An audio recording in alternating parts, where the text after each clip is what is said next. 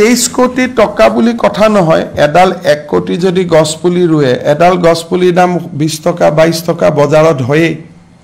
গতিকে বস্তু ললেতো তাৰ দামটো আমি দিবই লাগিব এটো খৰকাই লৈ যোৱা নহয় তেওঁলোকৰ শ্ৰমৰ ফল সেইটো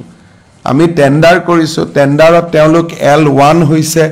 গতিকে মই নাভাবো যে গছপুলি নাৰ্সাৰী মালিকসকলক খৰকাই লৈ যোৱা আদি শব্দ কিমান যোগ্য যেনেকে আপোনালোকে দৈনন্দিন আপোনালোকৰ পেপাৰখন বিক্ৰী কৰে এটা যদি কোনোবাই কয় মালিকে টকাটো খৰকাই লৈ গল হেতুটো নহব ন এটোটো শ্ৰমৰ মূল্য গতিকে মই ভাবো যে তেওঁলোকক আমি টেন্ডাৰ কৰিছো কম সময়ৰ ভিতৰত 1 কোটি গছপুলি দিছে একোটা অগৰগল গছৰ পুলি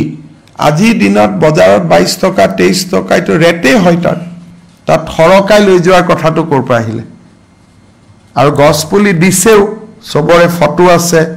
পোৰ্টেলত ফটো উঠিছে গছপুলি গন্তি কৰিব পাৰি 1 কোটি 12 লাখ গন্তি হৈ যায় গতিকে মইতো নাভাবো যে খৰকোৱা শব্দটো কিমান উচিত এটা শ্ৰমৰ মূল্য হয় গভৰ্ণমেণ্টক ফ্ৰী কোনে দিব হেকানে এইবাৰ আমি সৰকাৰৰ টকা খৰচ যাতে কমাব পাৰো হেকানে আমি এইবাৰ নিজৰ নাৰ্সাৰীতে আমি গছপুলিবোৰ ৰুইছো যোৱা বছৰ কম দিনত সম্ভৱ নাছিল